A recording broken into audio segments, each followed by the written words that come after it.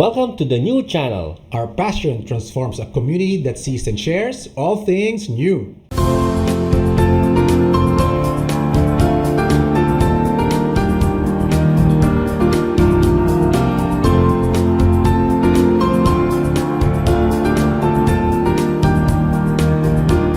The new channel.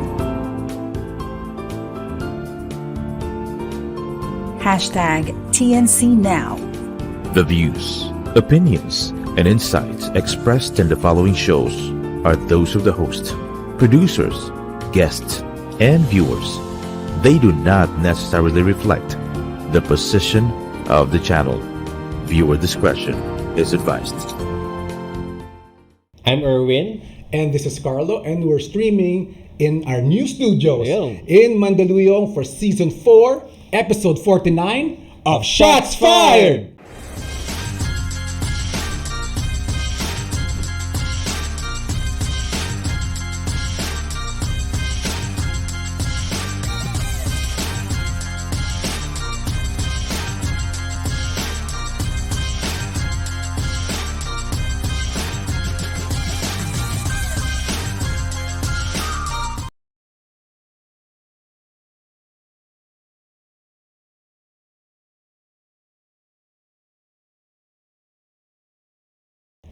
Par, Oy, musta? how are you? Good. Miss na miss kita. Ako rin eh. Sobrang dami na naman ng nangyari. Dami talaga nangyari. Medyo nawala tayo ng konti, nag-lie-low because maraming nangyari nga. Maraming ganap, no? But unfortunately, no, we're starting the program giving tribute to one of our idol growing up. A good friend of the new channel and Shots Fired, si Kuya Manolo, Chino, Trinidad, no? Very, very sad news. Very shocking news talaga na I wake up one day na ikaw pa nga nagsabi sa akin na, wala na. What happened to Chino? Grabe. Kuya Chino. So very, very surprising kasi Correct. I was talking to him last month and he looks healthy naman. Sure. And, At pag nagkukulitan tayo sa GC natin, Oo, makulit talaga. Makulit si Kuya. Makulit si Kuya. talaga. And the fact na wala na si Kuya, I will really miss his kakulitan nga sa GC natin. Sure. And you know, I guess sa mga kakaidara natin, and even sa mga young blood, no, we grew up listening to him, no? Yeah. So amongst the things na nakilala siya is very, when we say color commentary, very colorful mga commentary siya. Maliban sa basketball, you know, we grew up watching him doing commentary sa PBA at sa blow by blow. Yeah. He made boxing very, very interesting. Yeah. Anything else na palagay mo talagang major na contribute ni Kuya Chino? Not just colorful, he's also unfiltered commenting. Solid, no?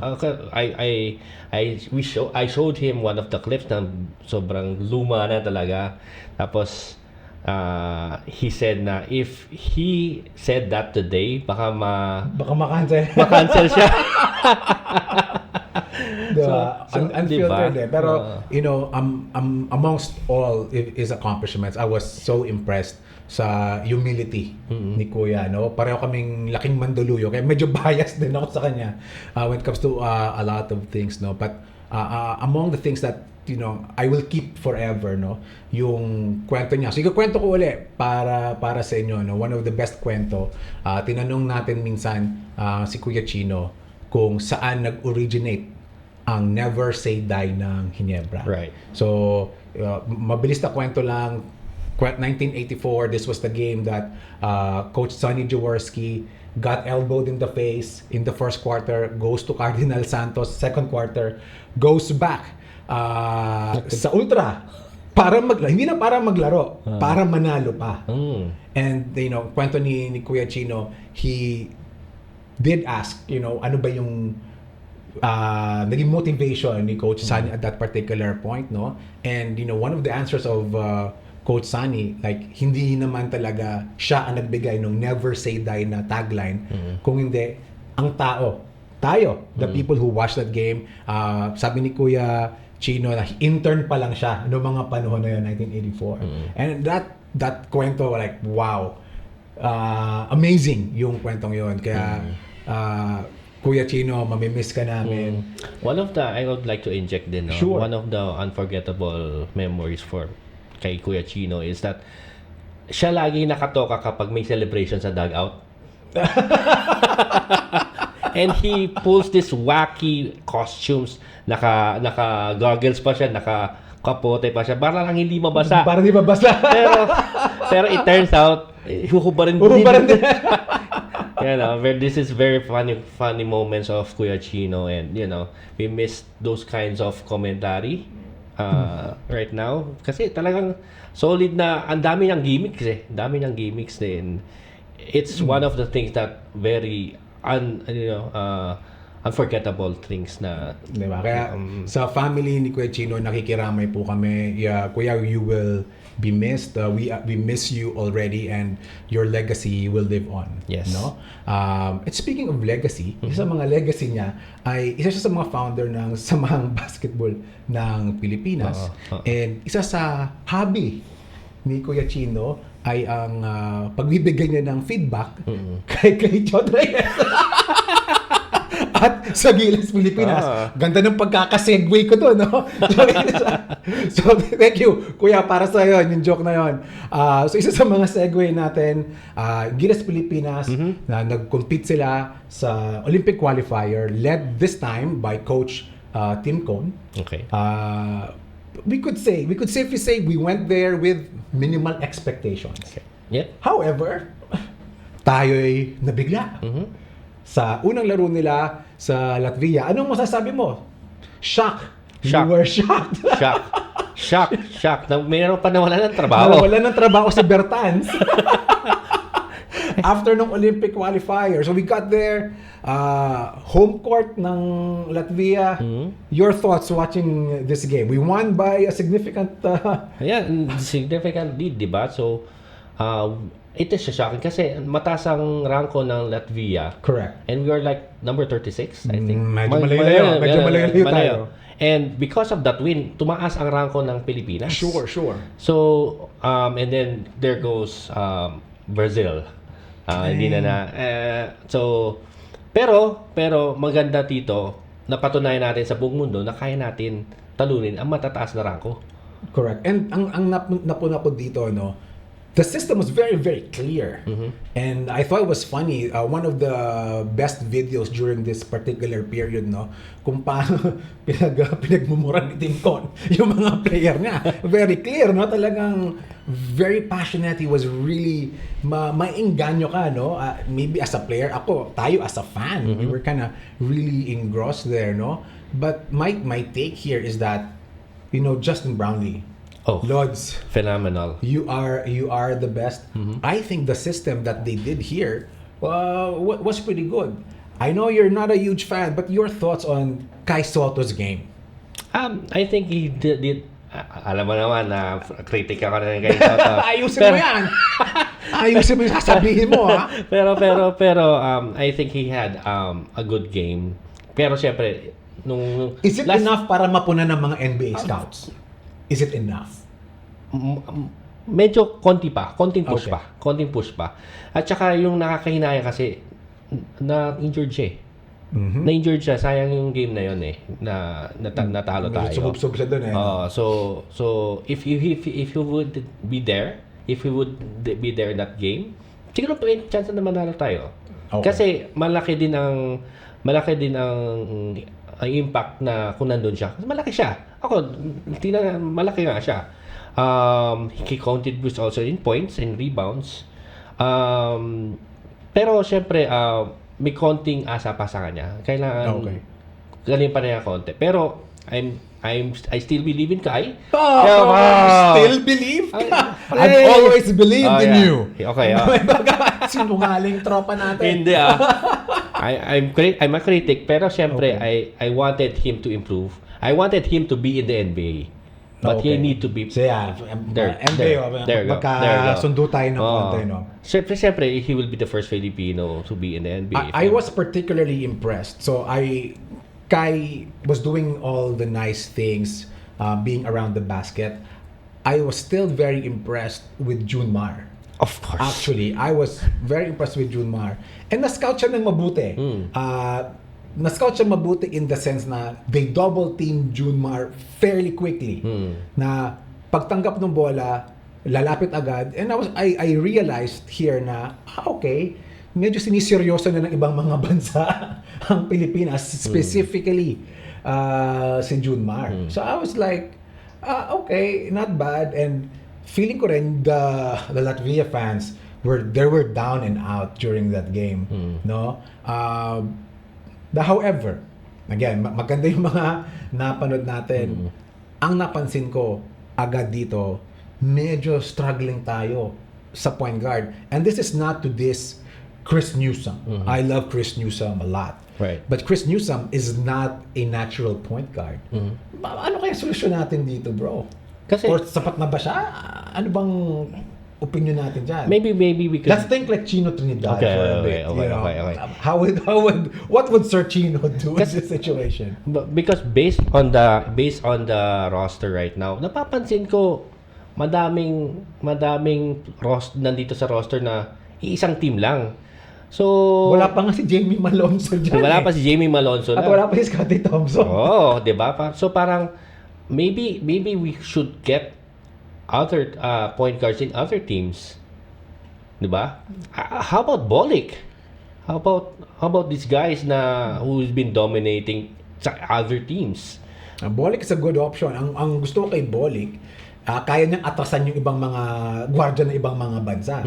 Pero kailangan ata natin ng passing. Okay. Ng magaling pumasa. O wala ba tayong ibang mga passing point guards dyan? How about yung dun sa How about yung newly drafted na Pero darating tayo sa draft maya-maya na konti. Pero kidding aside, I think you're right. Somebody like RJ Abarientos, I think should be there. Kasi ito na yung conclusion ko. We can compete. Of course. We can compete. The concern now is that, so we have some shooters, they're okay, but ang nawala talaga ng malaki sa Pilipinas para sa akin is somebody like Castro, somebody like Jimmy Alapag, who are pure point guard. They could break the press. Again, Chris Newsom I think is awesome, pero minsan mandami siyang turnover because him not being a natural point guard. Yes. Right? If we are able to find that particular person, yun nga, sana mag-venture tayo sa ibang mga teams na hindi San Miguel ang ang palayaw. I think makakabuti tayo. So, what now is the challenge? What do you see? Knowing what we know now, what would be our future problems for this particular Gilas team? I think age. Makikita natin age kasi with Justin Brownlee, mid-30s na yata siya. Mid-30s. Junmar Farado, medyo paretar na rin. Medyo na rin. So I think these two guys who's been contributing in the Gilas, medyo nasa end of their careers na rin. Siguro one more stretch? Siguro, kasi 2028 pa yung susunod na Olympics, 4 na taon pa yun, bro. So, medyo malabo. So, the way I see it, you're right, age is a problem. I give Justin Brownlee maybe one more SEA Games and one more Asian Games. Pero yung parang Olympic qualifier, parang medyo malabo na. Same thing with kay Abay. As good as he is, Ako naman, tama. Age is a problem. Ako naman, depth. Depth. Oh, okay. Pag yung first 5 natin, si Justin Brownlee, si Junmar, si Kai, Dwight, and Chris Newsom. Excellent 5. Talagang humahataw. Everybody compensated for what was missing. Pero, pinaupo na sila, ayun na. Medyo nawawala. CJ Perez gave us some quality minutes. Okay naman. KQ was doing okay. Not his best. Carl Tamayo played a good second and third game. Pero, syempre, pag hindi mo binababad yung mga player mo, problema talaga. So, si Renz Abando. Pwede rin. But speaking of depth, may naisip ako. Inisip ko lang. The same way, Sir Chino would do it. Depth chart. So, kakatapos lang, malamang di mo ito napanood, mga kaibigan. Okay. Kakatapos lang ng PBA draft. 49th. Okay, 49. PBA draft. So, medyo malapit sa age natin. Tayo maglokohan pa. Mga konti lang pala yung pagitan ng PBA draft sa atin. Ah. Diba? So, very interesting draft. Ang dalawang reason kung bakit interesting to. Una, meron tayong mga kababayan na naglaro abroad at nagbalikan na. Oy, sino yun? Nakakagulat bakit sila bumalik dito. At meron din tayong mga Phil-Am na hindi ko rin kilala. At andito na rin. So, very, very interesting. So, a couple of Sundays ago, nagsimula ng PBA draft. Sure. It's always interesting to watch the draft. Isa-isahin natin yung first round, first 12 players ng draft. Good. Okay? Kung hindi nyo kilala, guys, mag-comment kayo kung hindi nyo sila kilala. Follow nyo kami sa lahat ng social media platforms natin, sa Facebook and so on. But kung hindi nyo kilala yung mga players, inform nyo kami kung sino to ang mga to. Okay. Number 1 pick ng Converge, not super surprising, Justin Baltasar, 6'8". Of course. Justin Baltasar. Not surprised. Any thoughts? No comment. He Good is pick. Good pick. Excellent pick. He is an excellent pick. The however is that nakakontrata pa siya sa MPBL. So, gaano pa katagal kaya si 10 Baltasar? years ata. Hindi ko alam. Buwan lang ata. Buwan Okay, lang. okay. Buwan lang. So, the challenge here is that I think Converge got the right person.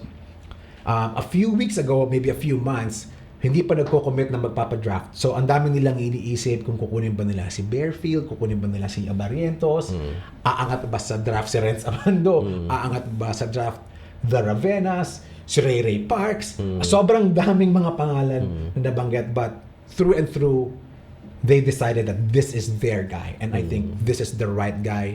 It adds, strength immediately sa Converge. We are exploring, I believe, a 2-import conference potentially, or a no height limit conference. So pag may 6'8" ka nga naman, young blood, he's a stud. So okay naman. Okay I lang. think he is the right person. Congratulations kay Justin Baltasar at sa Converge. Converge, yes, of course. Yan ba yung ginagamit mo sa bahay? Maglipat ka na sa Converge, par. Sa office. Sa office. Sa office. Tama. Ah. Next, Blackwater. Cedric Bearfield. Si Cedric. Cedric. Hindi ko kalala masyado to. Hindi ko rin kilala yun eh. Cedric lang alam mo. Pero alam natin kay kay Bearfield, magiging Magnolia to balang araw. Matik na ba yan? Matik? Mukhang matik. Pero anyway, kidding aside, malakas ang nilaro nito. May exposure to sa Asian Games. When I say Asian tournaments, EASL and all those, okay naman. He is a strong point guard for Blackwater. Hindi naman tayo nagkukulang ng point guard sa Pilipinas. I was kind of expecting them to go big. For some reason, Policarpio was still there. Balungay was still there. A little surprised that they took a point guard.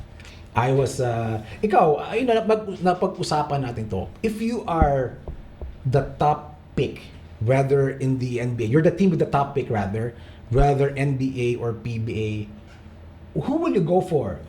Are you going for the best talent available or what the team needs? Anong diskarte pa para sa'yo? Sa akin kasi, it depends on the team talaga yung minsan kasi, pucho-pucho yung team, and then you need someone who has the best talent and build around that best talent. Okay. So para sa akin ganun eh. The best talent. The best talent. The best talent. Kahit sino pa yan. Look at Kahit the- 5 kayong sentro dyan, isa pang sentro. Look at the Spurs. What they're Okay. doing with Wemby. The Spurs is building Around Wemby. Okay, fair enough. That makes sense. So, I hope it works well for Blackwater. The number 3 pick, eto na. Okay. So, yung number 3 pick, Ito may controversial. very pick na to. controversial kung paano nakuha yung... Hindi controversial yung player, mga kaibigan. So, Ginebra was the number 3 pick. Bakit paano nangyari yun? Ginebra, inulit ko, was the number 3 pick. Kinuha nila J.R. Abarientos. Let's talk about the player first. Okay. This dude, awesome dude. Very good. Stud. Parang Future. parang- Parang Tayo niya to. Parang inabangan to ni Team Kun eh. Kasi bata niya dati Si Johnny. Johnny. Correct. So, I've seen articles already that he had the privilege of coaching Johnny Abarrientos now. Pamangkin na. Next generation of Abarrientos na to. Pero ang tanong, paano napadpad yung number 3 pick sa Ginebra? So, ang nangyari po mga kaibigan, kung di niyo po alam, so tinrade po ng Ginebra si Stan Hardinger, at si Stanley Pringle sa terra firma. What? Para kanino? Sa number 1 pick nila na si Stephen Holtz. Bakit ginawa Number 1 pick, Rookie of the Year pa. Bakit ginawa ng... I don't know. Bakit ginawa ng terra firma to? Sabi nila, gusto nila ng veterans. Okay. Sige na. Tama naman yun. But why will you give up? So, inulit ko po yung trade, si Stan Hardinger po at Pringle for Isaac Go and Stephen Holtz plus the number 3 and number 10 pick. Binitawan ng terra firma yung Rookie of the Year nila last year at yung number 3 pick nila this year. What are they doing? Kuya Chino, ano na? Kuya. kasi terra firma has a chance na eh. Pumapalag na sila So, nasa pumapalag na sila at bibitawan mo yung Rookie of the Year mo. Louie, Yung tropa natin. Paano ba yan? But let's look at it objectively. Sige. Let's see. Stan Hardinger, he's okay. Yeah, MVP. Okay naman. Pringle, injury na siya. Okay. Mahusay siya, drive to the basket. Sayang to, kung wala tayong mga rules sa FIBA about their citizenship or eligibility, I bet they're shoo-ins. But if the goal of Terra Firma is to build, I kind of understand nakuha nila tong dalawang to, but giving up the number 3 pick, Doesn't make sense. It doesn't make sense. And I know, what I think is happening, diba? So, sayang lang. And this is one of those scenarios na it frustrates us as fans. Because we know what's going on. We know what's going on, right? So, we understand the farm team concept. Would you imagine, RJ Abarrientos and Stephen Holt and Luis Anggalang in Correct, one team? in one team. How amazing would this team be? And long term Long term. Di ba? Parang OKC lang yan eh. Di ba? They're building a young core. They could have built a young core, setting aside being a farm team and all. Sige, garapalin na natin yung pagsabi nun, ano? But with Holtz, with Abarrientos, kasi if they had the number 3 team, the number 3 pick rather, if I was Terra Firma, I would not have selected RJ Abarrientos. If I had the number 3 pick, I would have gone for Kai Balungay. Okay. Para may 6'7" ka na with Stephen Holtz, yon. Now you have a strong point guard, you have a strong power forward. It kind of makes sense. It makes sense. Yun lang, it's just a little frustrating that lopsided trades like this are going. Yeah. Does this mean kailangan na natin mag-expand pa into more teams? I don't know. Into more farm teams? To more farm teams? Gusto ko hirit mo yan More farm teams. No? But anyway, kidding aside, in the Ginebra perspective, this is an excellent pick. So what do we expect from Ginebra? Ang na-visualize ko, so your backcourt will now be RJ Abarrientos with Scottie Thompson. Alam naman natin, si Teniente, L.A. Tenorio, medyo edad na rin dyan. Malakas pero may edad na. Pa-retire na siya. So, Scottie, RJ, Malonzo will be your 3. Justin Brownlee, or Malonzo will be your 4. Brownlee will be your 3. Japet will be your 5. Yes. That's kind of how I see it. With that, yung liman lang na yun, death lineup mo na agad yun. Wala na. They can beat San Miguel easily. That's what I think will happen. And may Stephen Holt ka pa, di ba? So, Hindi ko pa nga nabanggit yun eh. Diba? Off the bench ko pa nga siya naisip at that particular point. And with Isaac Go as your backup, no? Pasadahan na natin yung iba. So number 4, Phoenix Katkay Balungay. Excellent pick. 6'7", another stud. Again, I was thinking Blackwater to mapupunta o sa Terra Firma mapupunta. Phoenix got a good pick here. Northport, ito, gusto kong opinion mo dito. Dave Ildefonso. wow. Yung anak ni Danny. Silang magkapatid. Pamilya na sila. Pamilya na. Second generation na. Second generation. it makes sense together with Bolick there. Yep. It makes sense to me. And Lex, I think another great. Junel Policarpio, 6'5". Medyo normal na yung mga 6'5 pataas na rin sa Pilipinas. Nagtatangkaran na rin. Hindi natin naabutan to. Kasi 6'5 siya, tayo 5'6". Malaki na sa atin si Jun Limpot nung time na yun. At 6'3". At 6'3", 6'2". Rain or Shine, got 2 picks. I like this. Kalen Chongson, 6'5 guy. Felix Lemity. Ito na yung mga fill-up na hindi na natin kilala ng konti. Magnolia got Jerome Lastimosa, second generation. Pamangkin. Puro pamangkin muna. Puro pamangkin to. 5'11". Terra Firma gave up again their number 3 pick for the number 10. Mark Nonoy. Interesting. Papalakas sila eh. Papalakas sila. So, baka San Miguel na siya next year. Yep. Meralco, CJ Cancino, and San Miguel, Abanaba.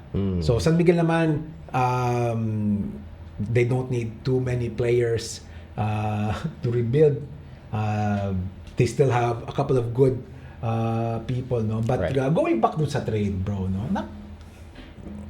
Asama ng loob ko pagdating din sa trade ng mga lopsided no? Para sa akin kasi nakakahinayang kasi nandun na yung Terra Firma eh. They have already built their core. They already established na kaya nilang maging top team. Pero giving up their number 1 pick, it doesn't make sense. At dito medyo yun na nga, minsan nakikita tuloy natin na hindi napupuno yung ibang mga venues and whatever, no? Pero, buti na lang, meron pa tayong ibang liga na pwedeng mapapanood. There you go.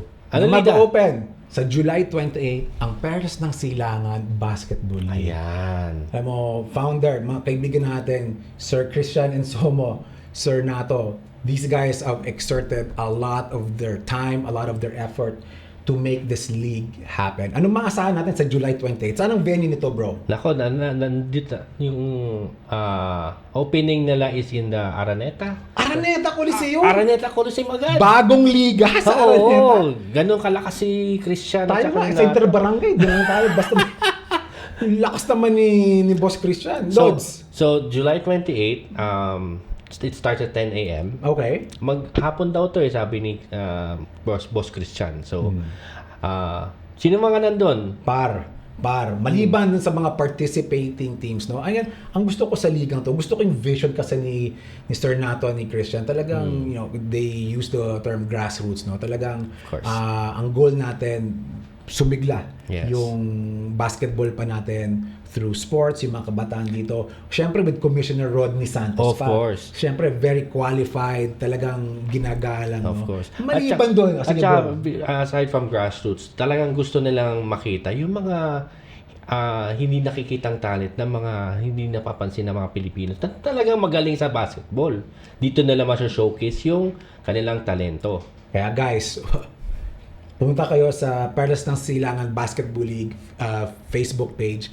Maliban dun sa opening ceremonies, may palaro tayo doon. Basahin ko na lang, Pilipinas Dream Team versus Pick Up All Stars. Alam mo, si Sir Manny, si Boss Manny, si Coach Freddy Roots, andon, at marami pang mga legend na basketball players sa araw na yon with a lot in store. So guys, if you wanna go watch, it's in Araneta Coliseum on the 28th.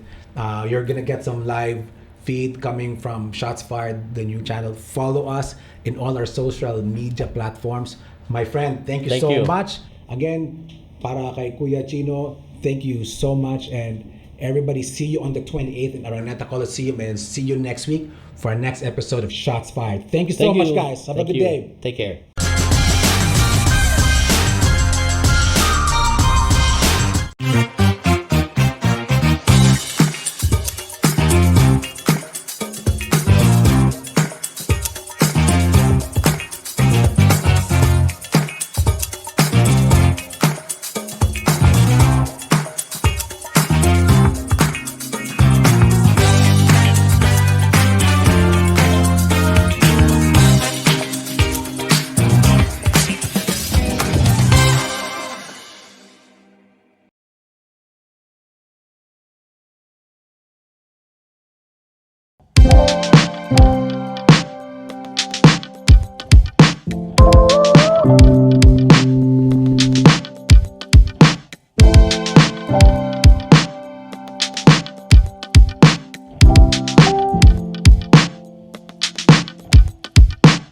Now.